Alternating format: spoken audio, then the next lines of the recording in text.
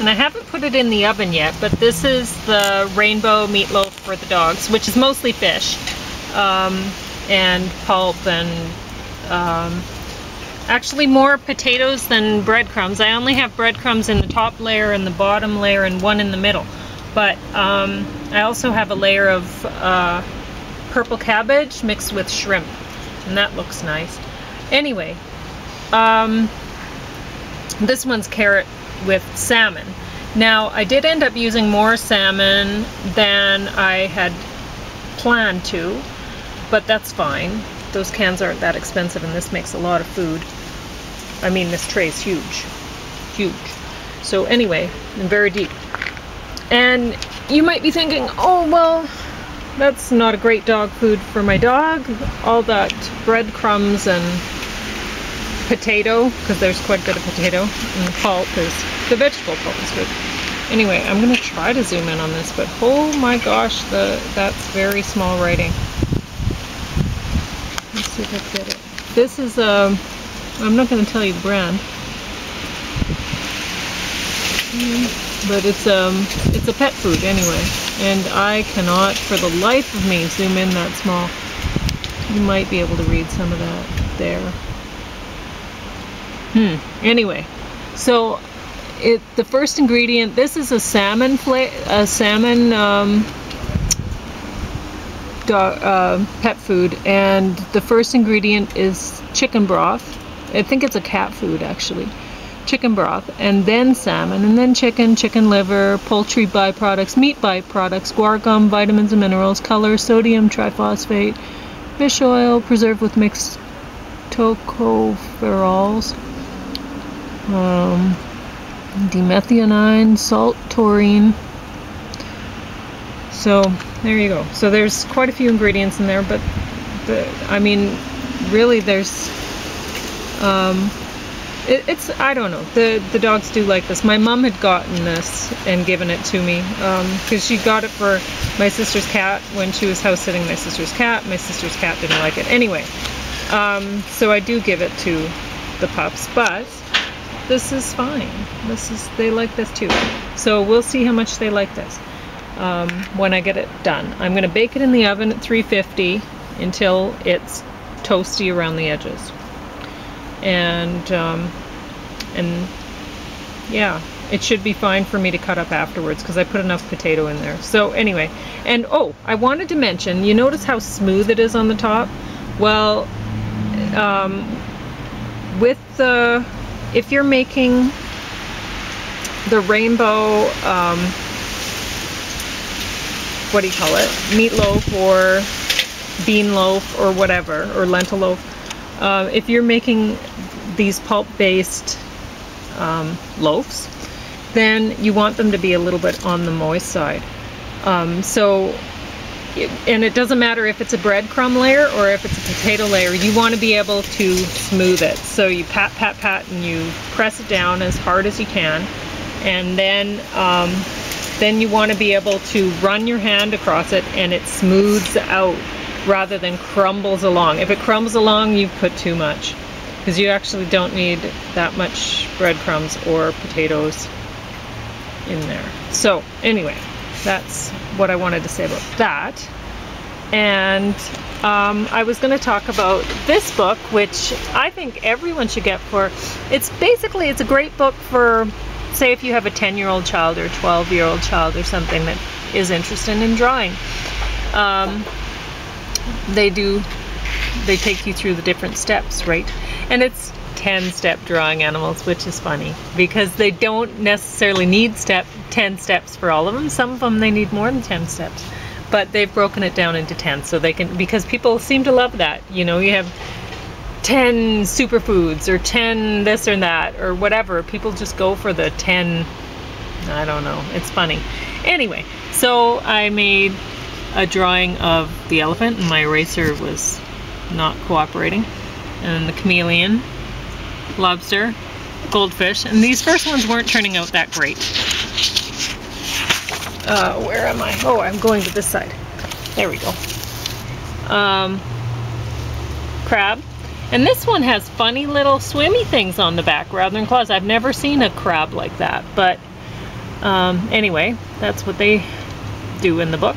And then a fish and a seahorse, jellyfish. Bumblebee did not turn out. Frog turned out okay. Skunk and bat did not turn out very well. Beaver doesn't even look like a beaver. My ladybug was working all right.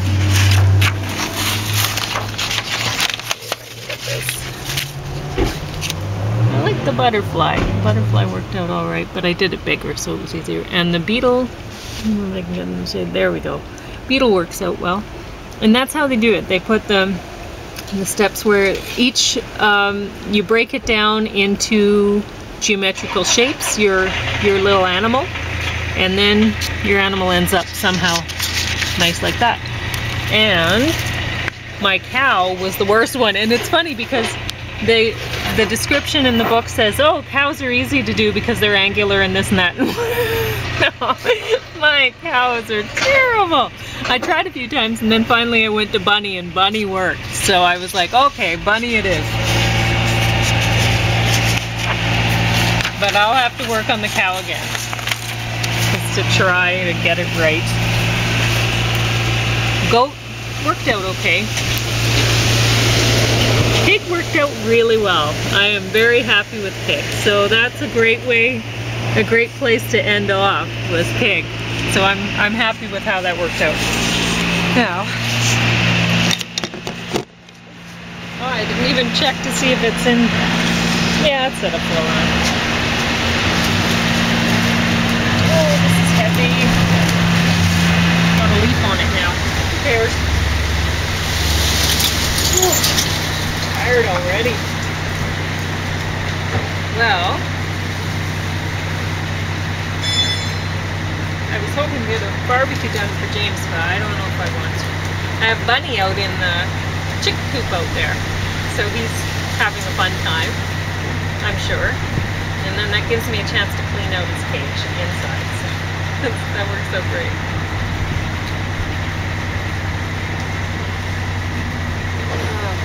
It's just black tea. Nothing fancy. The Chihuahuas are watching a Bruce Willis movie in there for the 3rd time today. I don't know what it's about. I've been busy. So, it's about a lot of action. That's it. Oh, and the wife dies. I don't know if the daughter dies. I haven't paid attention that well. I haven't been in there.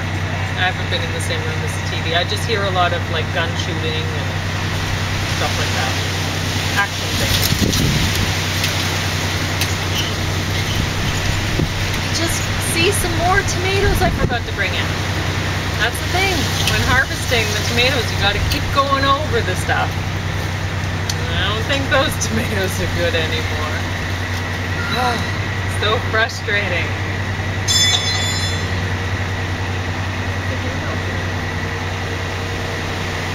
This dress used to be my favorite dress. It used to fit me perfectly, but now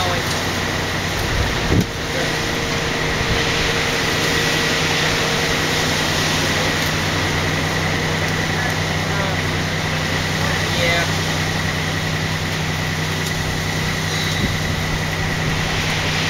I guess I better get baking.